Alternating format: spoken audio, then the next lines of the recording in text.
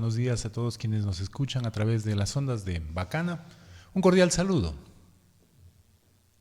Bueno, ¿qué le preocupa a usted? Usted es legislador, además, hay que decirlo, ¿no? Usted es un legislador ahora, bueno, siempre, solo que este reto está prácticamente activando, está principalizado. Sí, bueno, yo soy alterno de doña Joana Ortiz. Doña Joana Ortiz, por motivos personales, ha salido del país, así que esta semana asumí la principalía yo.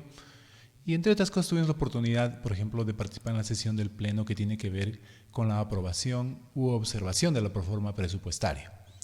En ese sentido, bueno, ya todo es de conocimiento público que la proforma fue observada por distintas razones. Y bueno, son esas razones más los anuncios que hizo el presidente la noche de ayer, lo que de alguna manera causan preocupación en el ambiente político porque entendemos que se viene o se intenta implantar una reforma que podría perjudicar a algunos sectores.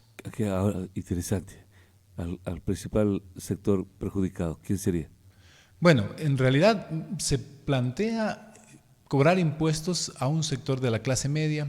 Eso podría ser discutible todavía, pero lo más grave entiendo yo que va a ser el intentar contar con una reforma laboral para tener una especie de paralelismo legal para contratación. A ver, pero vamos al tema de la clase media. O sea, Bueno, se plantea... visto así, pues cualquiera dice, bueno, a estar mal, pero un concejal gana más de $24,000 al año. ¿Qué hace? ¿Y por qué no puede pagar impuestos? Lo correcto sería incluso bajar bajar estos sueldos, que sería en vez de estar descontando, mejor sería no pagar esos sueldos tan onerosos, ¿no? Bueno, yo creo que se pueden hacer varias cosas. El presidente ha dado ya el puntapié inicial, por así decirlo, al poner en el tapete de discusión esto la noche de ayer. Bueno, en días anteriores ya, porque hizo un anuncio previo en el exterior. Yo creo que de alguna manera se puede revisar el tema de pago del impuesto a la renta. A lo mejor se puede hacer algunos ajustes por ahí. Obviamente, la clase media se va a oponer, es un tema bastante delicado que hay que discutirlo, hay que analizarlo bien, pero yo encuentro que falta algo ahí para complementar este esfuerzo que va a hacer la sociedad. Esto que falta tiene que ver con que, por ejemplo, y le pongo un par de ejemplos sencillos, en pandemia hubieron sectores que tuvieron ganancias extraordinarias.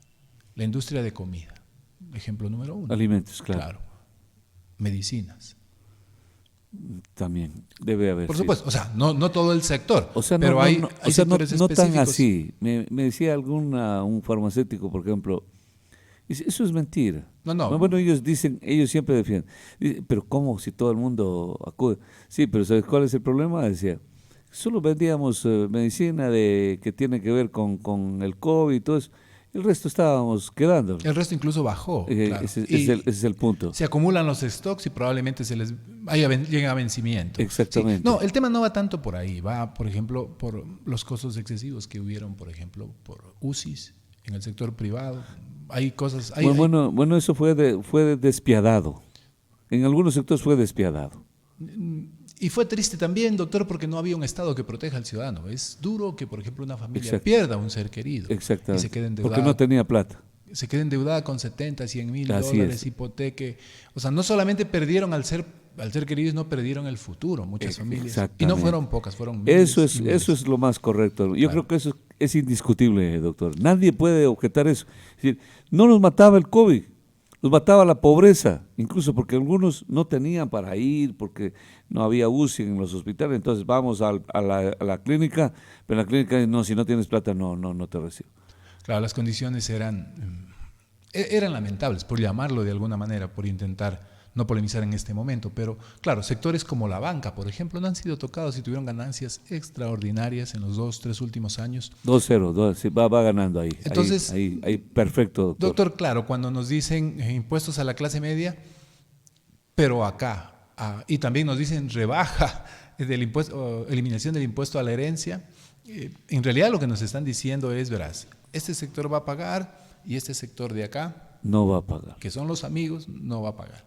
Yo digo que son los amigos en sentido figurado porque de alguna manera pertenece a un estrato más alto, a un sector que ha tenido ingresos altos de manera casi permanente. Entonces, esas son las cosas que nos dejan pensando. Claro que esto está bien maquillado. La verdad, un curso intenso de maquillaje que han seguido. Que como encubierto, dice usted. A mí me impresiona. Por ejemplo, se elimina el impuesto a los consumos especiales, el impuesto al consumo especial es para videojuegos. O sea, vayamos escuchando, para vehículos híbridos y eléctricos, para televisión pagada por streaming.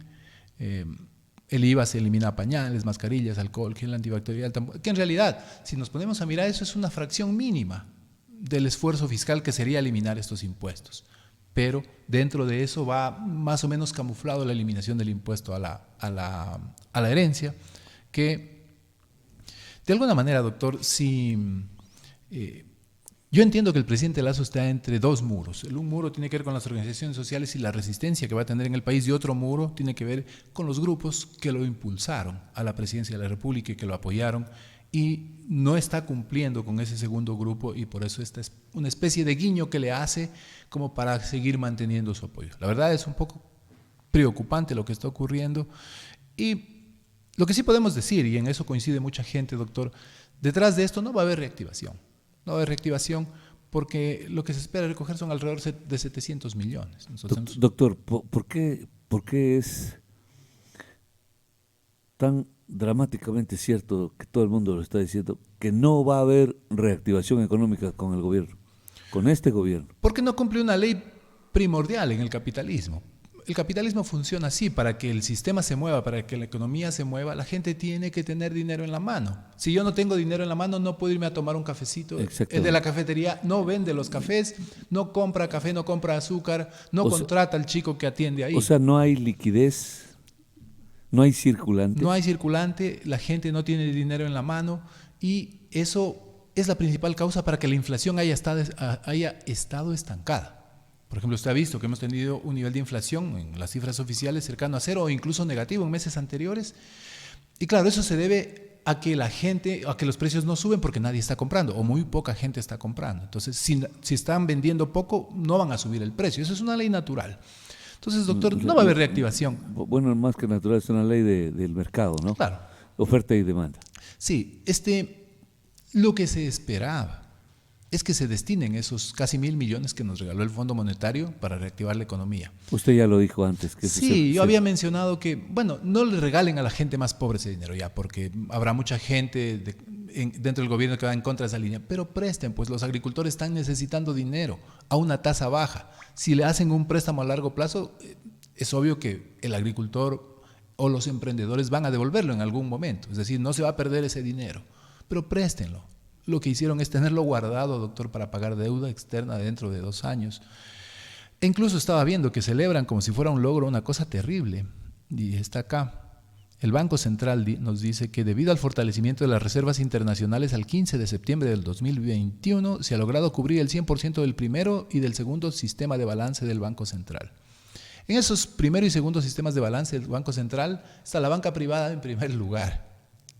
Y en segundo lugar está las obligaciones de pago de deuda, que no tenemos que hacer este año ni el año que viene, tenemos que hacer en el 2023, y para entonces estamos guardando la plata. Entonces la situación, yo creo que, y coincido con mucha gente incluso cercana a don Guillermo Lasso, vi con preocupación el día martes que se discutió la proforma presupuestaria a Esteban Torres Cobo, que es el asambleísta por Tungurahua. Muchos recordarán a su señor padre, el asambleísta Luis Fernando Torres. Sí. Ya, bueno, pues su hijo despedazó la proforma en esa reunión del Pleno. ¿Por qué? Porque estaba diciendo más o menos lo que está pasando. La proforma en realidad... Bueno, pero es social cristiano él. Claro, pero digamos que lleva una línea... No, ya están en... Sí, pero yo me refiero a la línea ideológica, a la línea de intereses. Claro, es la misma. Es la misma. De la derecha, dice usted. Sí, entonces no tiene mucho sentido. Y si no queremos hablar de este asambleísta, podemos hablar, por ejemplo, yo lo había mencionado, creo que hace un par de semanas que conversamos, Fausto Ortiz o Walter Spurrier. No va a haber reactivación, y estaba revisando, doctor. Entonces le decía que es dramáticamente cierto, que todo el mundo lo está diciendo, ¿no? Estaba revisando algo. Avisora que no habrá reactivación económica. Claro, el plan plurianual es un plan de 4 años que se dice cuáles van a ser los ingresos y los gastos durante estos 4 años, y nos muestra que en el 2021, por ejemplo, vamos a invertir 4.199 millones, o sea, este año. Inversión del Estado. Para el año que viene, 2022, 2.756. Y así va bajando hasta llegar al 2025 en 2.052. Esa es la inversión. Es decir, baja y se reduce de una manera drástica a menos de más o menos la mitad. Sí, menos de la mitad inclusive, hasta el final del gobierno. Claro, muchos dicen sí, se reduce el gasto público y eso podría verse bien en algún sector, pero lo que no nos dicen, doctor, es que si se reduce el gasto público, eso tiene que ser reemplazado con la inversión privada. Y si no pasa eso, vamos a tener un desequilibrio que no podemos cubrir y significa menos empleo, significa menos dinamización de la economía. Dentro de ese maquillaje está, por ejemplo, que no van a subir el IVA. No es gran cosa eso, no subirlo. En una economía deprimida, no es gran cosa. Es decir, sabes que no te voy a golpear. Claro, más o menos así. Más o menos. No te voy a golpear ahí. Ahí, Claro. exactamente. Sí, por ahí va el tema. Porque ahorita mismo con la estanflación o la deflación que tenemos, que significa que no suben los precios, subir el IVA sería catastrófico, porque contraería todavía más el consumo, porque el IVA va a tener impacto, quiera uno o no, en la ciudadanía. Yo le estaba hablando de la inversión pública que se planea para este periodo. Es preocupante porque nosotros sabemos que el sector privado, y hay sectores en los que el sector privado no va a ir a invertir. Por ejemplo, nosotros tenemos por ahí algún camino vecinal, la entrada a alguna parroquia, etcétera. El sector público no va a ir ahí, eso tiene que ser inversión privada. Hay que hacer las transferencias a los GATS para que trabajen ahí. Pero si el gobierno reduce la inversión pública, nos va a afectar a todos.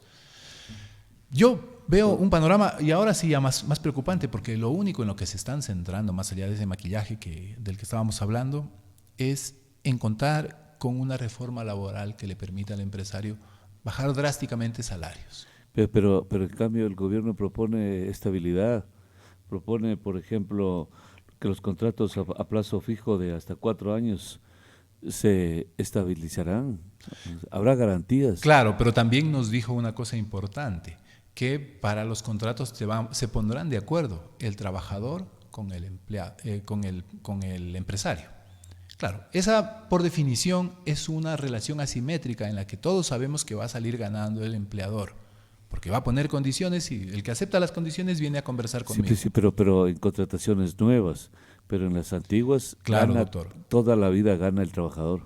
Ahí lo que se está haciendo es abrir una puerta para despidos a la gente que está con el código anterior o con la ley anterior y con salarios anteriores y contratación de nuevos. Entonces, si eso no queda claro, si no eso no queda bien normado, y espero que vaya bien en la ley que entreguen en su momento a la Asamblea, lo que vamos a hacer es fomentar la precarización laboral, fomentar los despidos de la gente que ya está trabajando, y eso sería terrible. Bueno, pero es que hay un problema, de repente hay garantías para el trabajador, pero no hay garantías para el empresario, y es que en el país también se lo pone al empresario como que fuera un enemigo del trabajador. No. Y entonces se deprime todo, y por eso es que la gente huye a países donde en cambio la legislación laboral es más favorable. Doctor, verá, todo eso puede suplirse si se genera empleo, si se dinamiza la economía. Pero nosotros lo que hemos visto, y le voy a poner un ejemplo, doctor. Exactamente, esa es la clave. Le voy a poner un ejemplo. ¿Recuerda usted la ley del 15 de agosto del 2018? Ley de fomento productivo. El Estado hizo un esfuerzo fiscal muy grande. El esfuerzo fiscal es lo que tiene que invertir el Estado, todos nosotros, perdonando intereses de impuestos, haciendo rebaja de impuestos para nuevas inversiones, etcétera. ¿Cuántos empleos se generaron? Ese año se perdieron cerca de 30,000. Exacto, por eso es que o escuchar a legisladores, estamos trabajando con proyectos que van a reactivar la economía. Eso es puro cuento, canto de sirena, no tiene ni son ni ton. Ni son ni ton, eso es una tomadura de pelo, es una demagogia. Ya hubo aquí en el pasado ese tipo de leyes que vamos a la ley 032, ¿se acuerda usted? Creo que vamos a generar condiciones favorables para que venga la inversión a Loja. Usted en 50 años, señores, señor un amigo, oídmelo bien, en 50 años no hay una sola industria nueva que se haya establecido en Loja. Industria gigante, nueva, grande. Entonces empezamos a contar. Verás, tenemos Sile, tenemos Caprilosa, y de ahí y tartamudea. Ya no hay más. Ya no hay más. Llega a los 5 dedos de la mano y le sobran 1, le sobran 2. No encuentra más. Entonces, ¿dónde están las industrias? Pero estamos hablando de 50 años. 50 años, no hay. no hay. Y entonces, ¿cómo vive la gente? La economía de la que hablábamos el otro día, la inyección del migrante por amor a esta tierra, nada más. De no ser por eso, la situación sería terrible, doctor. No hay inversión, no hay inversión aquí solo y ahí está la crisis, yo creo, en esta provincia. Entonces, doctor, vamos avanzando en un asunto. ¿Esto va a pasar en la Asamblea o no? Yo lo veo difícil, ya mirándolo desde el punto de vista político, el tema de derechos laborales es un tema álgido para UNES. De UNES ni siquiera hablemos, porque en UNES hemos tenido una postura clara desde el inicio, no es nada nuevo, sabemos cómo se va a votar. Pero en contra de todo. No en contra de todo, en contra de aquello que consideremos que no va a causar el resultado que se está planteando y sobre todo que vaya en desmedro de los derechos laborales. ¿Y qué pasa? Bueno, sí. Hablemos de Pachacutic. Pachacutic, yo entiendo y lo he visto, tiene una especie de quiebre interno, hay dos bloques, dos bandos, y el uno es un poco más consecuente con el tema de derechos de trabajadores. Entonces, y el otro con el gobierno. Sí, el otro, no quisiera yo decir con el gobierno, el otro no es muy claro en sus propuestas. Ha votado en algunas cosas a favor del gobierno, en otras se ha abstenido. Pero este es un tema álgido, es un tema muy, muy delicado y yo entiendo que volverán a su línea ideológica. A mí me parece que eso es lo peor que le puede pasar al país. Porque ustedes ya sabemos, se van a oponer a todo. No a los todo, social cristianos también. Pero de Pachacutic es más triste. Véanlo a Salvador Quispe, un hombre del pueblo, defendiendo a la presidenta de la Asamblea por todas las corruptelas que le caen encima, generadas por ella incluso. Salvador Quispe, el número uno al frente, es el cancerbero de las corruptelas de la Asamblea. Es muy triste. Entonces el pueblo uno se queda y dice, pues si Salvador es el que defiende la corrupción ahí en la Asamblea, entonces ¿quién nos puede defender a nosotros? Doctor Finde, y eso va en la línea de que, por ejemplo, entramos ya al juego del palo o la zanahoria. Ahorita, por ejemplo, el presidente lo que está haciendo es votando la zanahoria, pero ha mostrado ya el palo, y el palo sería la consulta popular. Claro, pero para ir a una consulta popular se requiere de que la Asamblea baje en credibilidad, baje en nivel de gestión. Bueno, más abajo de donde está, tampoco ya no puede estar. No, se están haciendo esfuerzos importantes porque, y por ejemplo, no hay un solo día que no amanezca un escándalo de corrupción en la Asamblea. Y unos méritos propios que se hace al interno, por ejemplo, lo que usted señala de parte de la presidenta de la Asamblea. O sea, esas cosas son, yo no sé qué, impresentables sería la palabra. O sea, exactamente. Impresentable. No podemos decirle a la ciudadanía, estamos bien. Así sea $5 en masaje, por Dios, eso es una cosa personal que uno tendrá que pagarla con su dinero. Ahora hasta el café, hasta las máquinas de café denuncian, hombre, que le... Lo vi estos días. Que le cobran, que le cobran, es demasiado, eso no se vio nunca. Y es una mujer, oídmelo bien, es una mujer de Pachacutic y casi indígena, ¿eh? Y fíjese usted todo esto. Entonces, ¿qué credibilidad tiene la Asamblea? Solo ¿sabe cuál es el problema? La ventaja es que el presidente también puede empezar a bajar en la popularidad. Ese es el tema, estimado doctor, que bueno, ya bajó de julio a agosto, del 11 de julio al 10 de agosto, bajó 11 puntos más o menos, 11 puntos en 5, algo así, estaba revisando hace unos días los datos. 11 puntos, en nivel de credibilidad. Sí, no salen todavía los datos del mes. No, pero es mucho 11. Es bastante, doctor, y claro, es que han pasado meses y no se ven cosas concretas y la gente se nos sigue yendo y una serie de elementos que nos dejan entender que el país no va bien y no va a ir bien, lamentablemente. Yo creo que golpearon duro al presidente el tema de las declaraciones que salieron a hacer, por ejemplo, gente como Walter Spurrier, gente como Fausto Ortiz, incluso el mismo Carlos Vera andaba quejándose por ahí, era uno de los más acérrimos defensores. Claro, ese tipo de cosas, especialmente en la gente que le apoyó en su momento a Lazo, los dejan en duda, ¿no? Ahora, doctor, volviendo al tema político. Así, pero rapidísimo, por favor, también la persona que está en la línea tiene derecho a intervenir. 725-400, buenos días, le escuchamos, adelante. Gracias, doctor. En verdad que es triste, vergonzoso para un país tener una asamblea que es el primer poder del Estado, donde los señores disque padres de la patria ni conocen ni saben lo que tienen que hacer. Las dos funciones principales, como toda persona sabe, es ir a fiscalizar y legislar. El Ecuador quisiera escuchar a estos señores que por lo menos digan qué ley van a hacer para recuperar todos los miles de millones que se llevaron los correístas. ¿Hasta cuándo podemos seguir con los mismos correístas chantajeando a este gobierno y que sigan los mismos corruptos de siempre? Esa sería una de las leyes, que ver cómo vamos a recuperar el dinero, porque traerlos a los delincuentes, comenzando por el cabecilla que es Correa, no van a venir nunca, pero por lo menos que algo regresen para que el país salve de alguna forma. Gracias, doctor Aponte. Bueno, ahí lo golpearon fuerte, doctor. No. Disculpará. No hay No problema. puedo porque, evitarlo.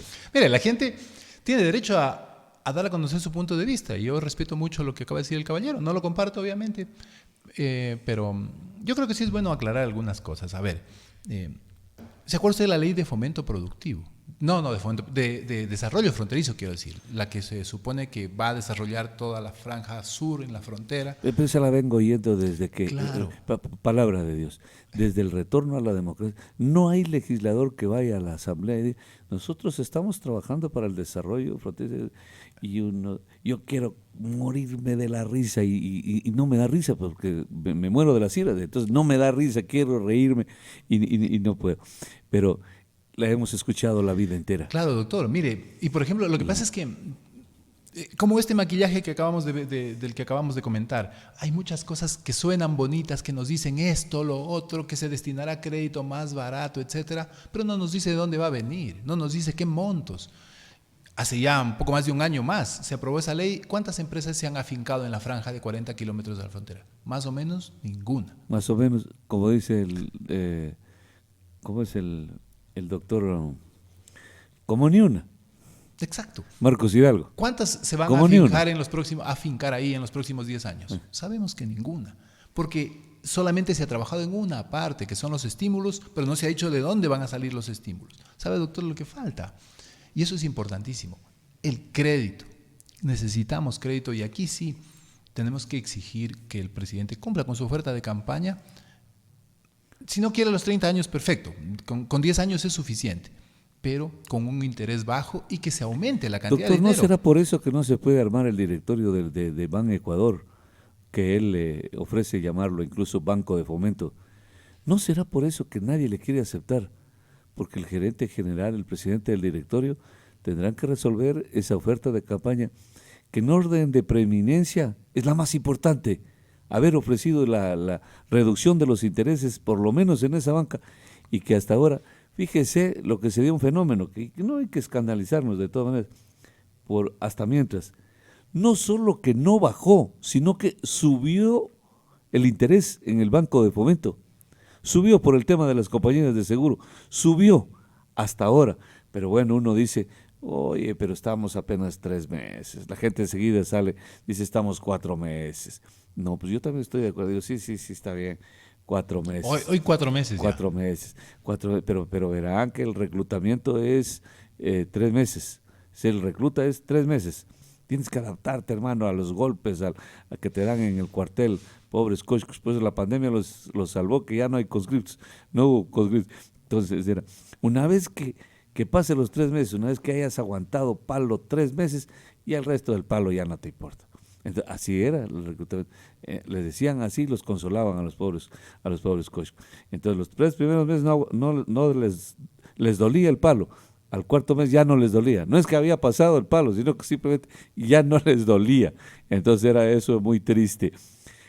Pero el gobierno hasta ahora nada. Hasta ahí estamos bien con usted, no hay problema. Sí, doctor, en realidad, mire, es incierto. Yo quisiera por un momento poder ver qué es lo que están pensando o cuál es el plan que tienen de largo plazo, pero no se deja ver mayor cosa. Le cuento algo, el día miércoles, anteayer ya, estuvimos en la sesión solemne por cantonización de Macará, cumplía 119 años, es un cantón que está como centinela de la patria ahí a la llegada en la frontera con el Perú.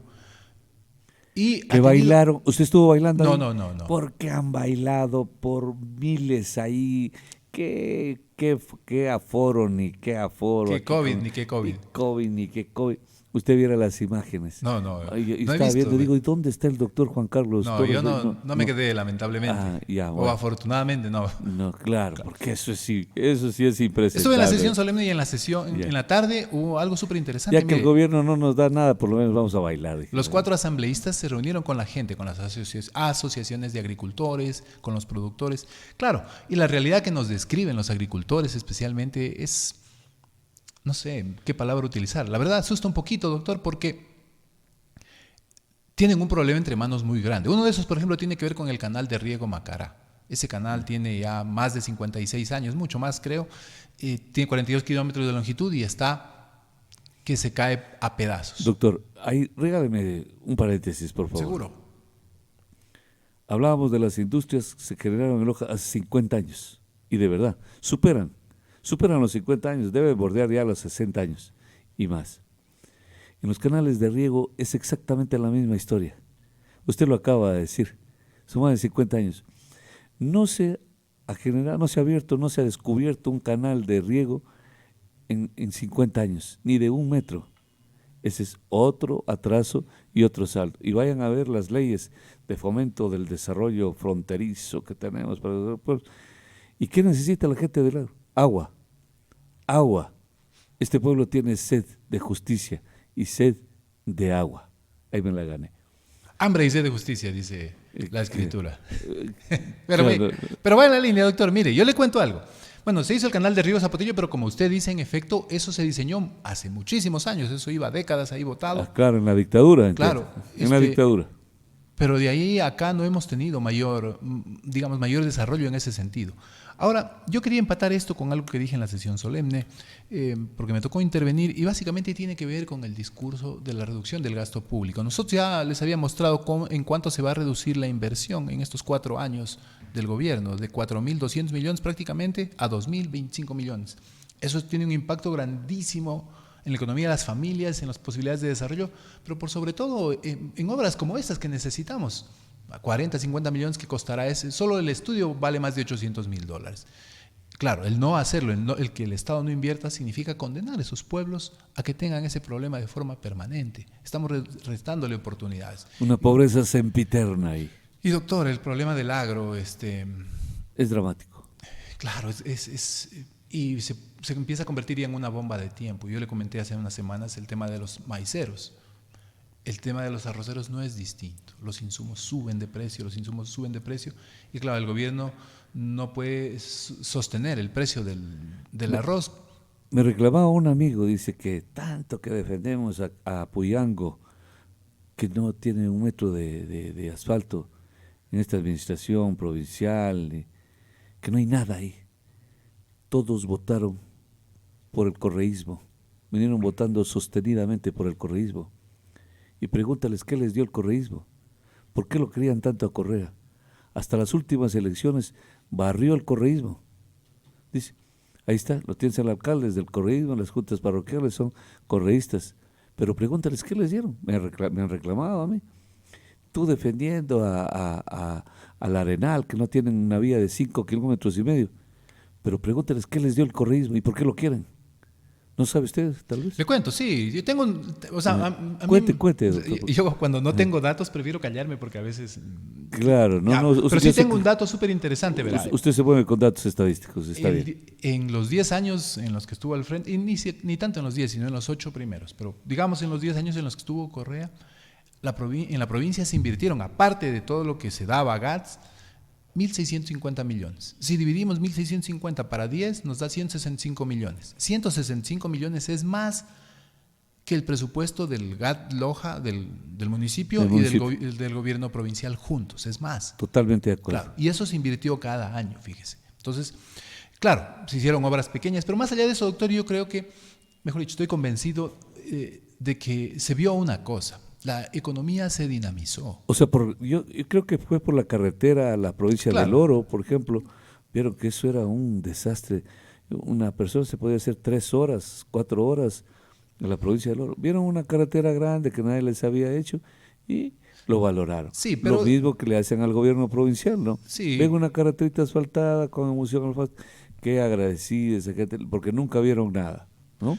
Sí, pero digamos, eso pasa en 1 o 2 años. Mire usted que en estas elecciones se volvió a ganar en esos cantones, en Puyango, Zapotillo, Pindal. Y Pindal, sobre todo. ¿Qué es lo que ocurre? En realidad, durante esos años de economía se dinamizó. Mire que llegamos a tener empleo pleno del 49.7, casi 50%. Ahorita tenemos 30, 31. Y yo todavía tengo dudas de esos datos. Pero bueno, tener empleo pleno del 50% prácticamente significa que la gente tenía dinero en las manos, se movía, podía hacer cosas, podía comprarse su terrenito, endeudarse. intentar tener su casita, vivía mejor. Entonces esas cosas no se olvidan y sobre todo... Y eso lo sabe cada familia. Claro, eso empieza a recordarse cuando las cosas cambian y de pronto la situación desmejora. Exactamente. Entonces eso vuelve al recuerdo, eso... Y claro, las cosas empezaron a recordarse desde que el señor Moreno en el año 2018 tuvo un giro ideológico y, por ejemplo, puso al señor Richard Martínez en el Ministerio de Economía. Cuando eso pasó, todo el mundo entendió que las cosas habían cambiado diametralmente y así fue. No, la gente, por ejemplo, hay gente que agradece, Pindal, Celica, agradecido al señor Martínez.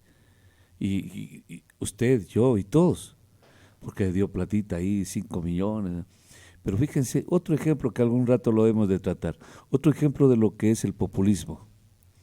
O sea, si el señor Richard Martínez no es celicano, o su familia es celicana, no hay plata. No hay plata, no hay amistad con el pueblo, no hay plata. Como no es de Celic, no hay plata. Doctor, y ahí así funciona el populismo. Si se dan cuenta que así funciona populismo. Y ahí viene una cosa súper importante. Una cosa es ir cuando, por ejemplo, hay aniversario de algún cantón, de alguna provincia, a dar un chequecito, y otra cosa es ya tener un plan de desarrollo para esa provincia. Y en lugar de ir a regalar un cheque, yo voy y les digo, miren, en este plan que tenemos con ustedes, hemos avanzado hasta aquí, esta otra que falta se va a avanzar hasta tal fecha. Claro, entonces la gente sabe que hay un esfuerzo sostenido. Exactamente, y no planificado. Una dádiva cuando alguien va. Pero hágame el favor, la ministra de Salud vino a Catamayo. Dijo, miren, aquí no tenemos ni una jeringuilla, aquí no tenemos nada, no tenemos una ambulancia. Y el señor asambleísta cometió un error. Fíjense la importancia, dijo, de que venga territorio. La ministra. Yo me quedé estupefacto. La importancia que esta mujer llegue a territorio. O sea, si en San Guillín no hay nada, y como la ministra no va, este pueblo está muerto. Ese es el populismo. Esa es la falta de la carencia de planificación de la que estamos hablando. Por ahí va, claro. Cuando yo tengo, por ejemplo, mire, ya salió el Plan Nacional de Desarrollo, me lo estaba leyendo estos días. Bueno, la verdad es largo, son más de 120 páginas y está bastante denso. Me lo estaba leyendo. Y una cosa que se deja ver, doctor, es de que, bueno, y no tanto en el plan, sino en la gestión en general, de que vamos, es como si nos levantáramos y dijéramos, hoy día, ¿qué vamos a hacer? Hagamos esto, hagamos la otra. Cuando tenemos un plan, cuando tenemos un proyecto, es lógico que tengamos plazos, indicadores, recursos asignados y podemos ir avanzando de forma paulatina y segura. Doctor, eso, esperemos que... el presidente envíe finalmente el proyecto completo para poder analizarlo, para poder contarle a la gente qué está pasando y hasta entonces pues nos toca esperar y esperemos que la cosa mejore realmente por mejores días para los ciudadanos. Doctor, yo quiero agradecerle, lástima no he podido leer los mensajes, hay muchos mensajes, pero me interesó últimamente, yo le digo, de un tiempo atrás, era cuando uno se hace viejito, prostático, pechilón, me encantan las cifras. Lo que siempre desprecié yo, las matemáticas, las estadísticas, en la juventud las despreciaba, ¿vale? En el colegio. Yo debía haber tenido malos profesores de matemáticas. Eso era, no es que a mí no me gustaban, eran los malos profesores que eran arrogantes porque sabían matemáticas. Pero qué maravilloso que son las matemáticas. Todo se mueve en función de las matemáticas. Vamos a la pausa, regresamos enseguida. Enseguida volvemos con otra